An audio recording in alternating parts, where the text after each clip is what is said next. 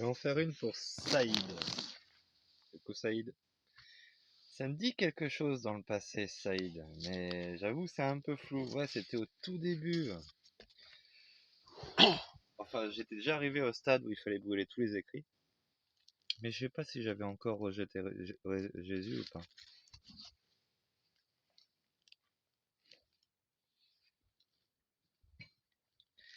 Qu'est-ce que je pourrais bien te dire?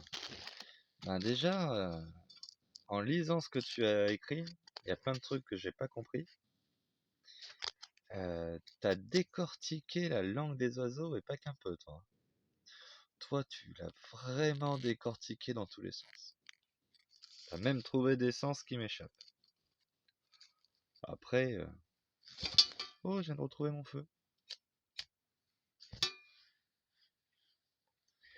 Après, si je fais cette vidéo pour te parler, c'est parce qu'à un moment, t'as parlé de boîte de Pandore et que t'es en mode aspiration de connaissances, tout ça, tout ça. Tu dis que l'écriture est une programmation. Oui et non. Si, non, il n'y a que le oui. Oui, l'écriture est une programmation.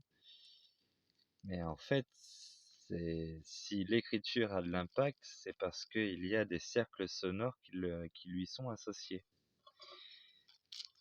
Et la réelle action dans la matière, bon, c'est vrai que du fait que le livre soit dans la matière et tout, ben, c'est un peu comme une bombe à retardement. Et la bombe explose quand elle passe à travers l'esprit et qu'elle est répandue sur le monde.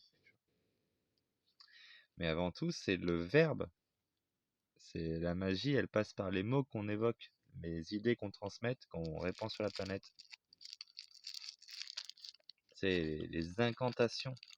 Une incantation. En fait, tout est incantation.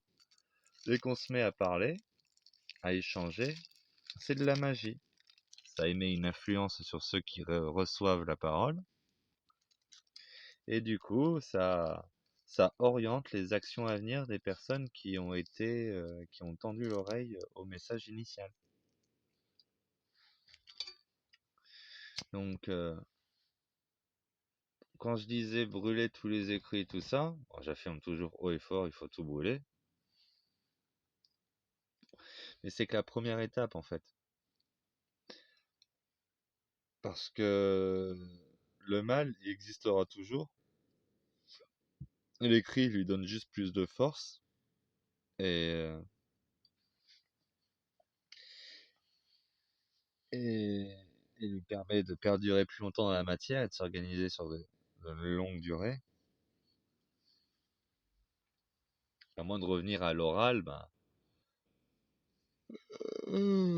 ça permet de figer de contenir la pensée qui s'applique au corps collectif uniquement à la pensée du présent, quoi, qui est débattue en temps réel lorsqu'elle est exprimée, qu'elle est entendue et qu'elle est ramenée à sa juste place.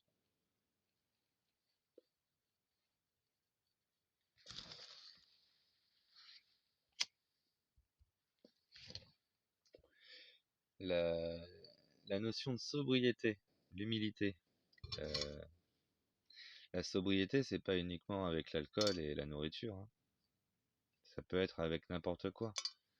Ce que tu achètes pour vivre, ce que tu définis comme besoin. Si c'est pas des besoins vitaux, c'est pas vraiment des besoins, c'est plus des caprices. Bon, j'ai le caprice d'aller au bar pour passer du temps parce que je travaille pas et que je suis pas avec ma femme et mon fils. Après, il y en a qui vont au bar pour fuir leur femme et leurs enfants. C'est un autre sujet. Et ça ne rentre pas dans la case des besoins. C'est des caprices que je m'autorise. Et ben, ça fonctionne aussi avec la connaissance. Nous n'avons pas besoin de tout connaître pour nous nourrir, nous abriter, faire les tâches du quotidien qu'on aurait besoin de faire si on était seul dans la forêt pour survivre au long terme, ou pour vivre en communion avec la nature.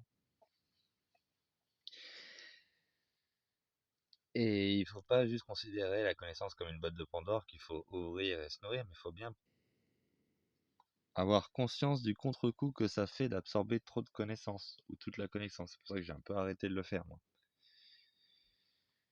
Je préfère ressentir la vérité plutôt que de la connaître entièrement, tu vois. Après, t'as trop le moral à zéro. Mais c'est un piège dans lequel j'ai l'impression que tu tombes, Saïd. Tant mieux si tu vis bien, etc. Et c'est justement à cause d'un trop plein de connaissances que le mal aujourd'hui a cette puissance. Et c'est justement ça qu'il avait cherché en nous mettant tous en travail à la chaîne pour faire de la technologie, déposer des brevets, les racheter, qu'une entité s'accapare toute la connaissance humaine qu'elle a développée durant sa croissance intellectuelle, grâce aux écrits et compagnie.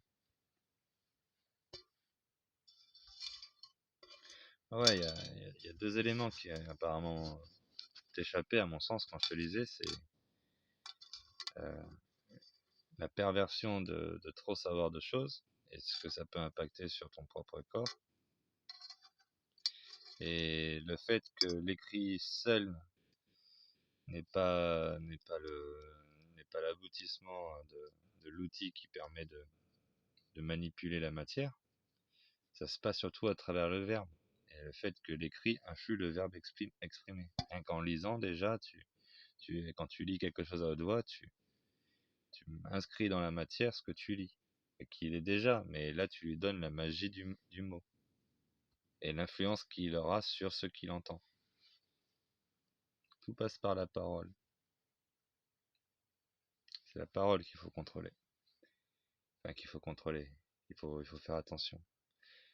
Et le fait est aussi que quand je suis dans ma solution idyllique, utopique, où on abat toutes les nations du monde entier, on retrouve les villages authentiques avec leurs dialectes, où c'est trop dur de retrouver les dialectes, mais on laisse les nouvelles formes d'expression particulières à chaque village se développer et du coup diverger au long terme par rapport à la langue commune imposée qui est le français.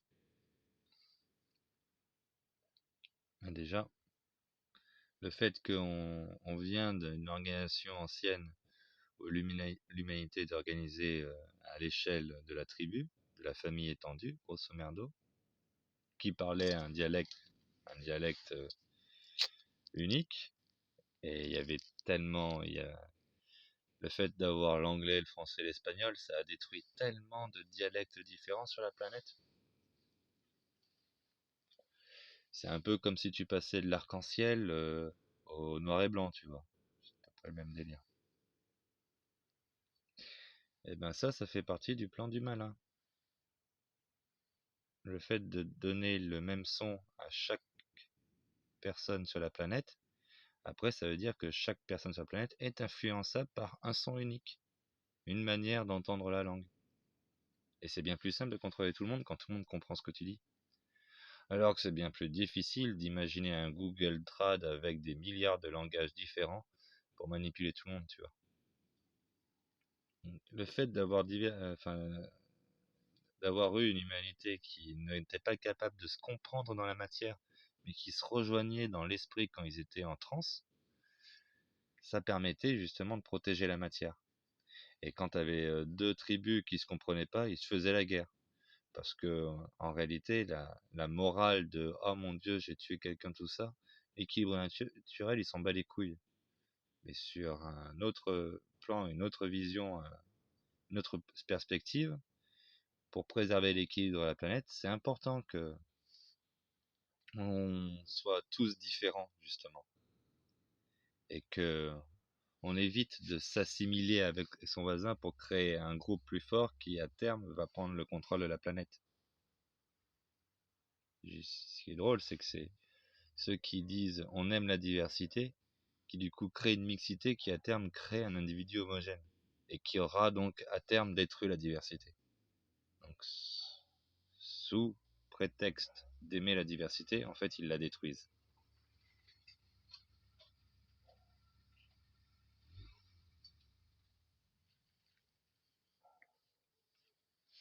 Mais quoi d'autre à dire?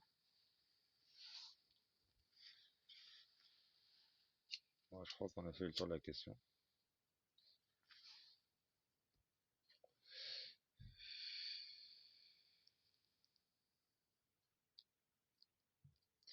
Voilà, c'était à peu près ces idées que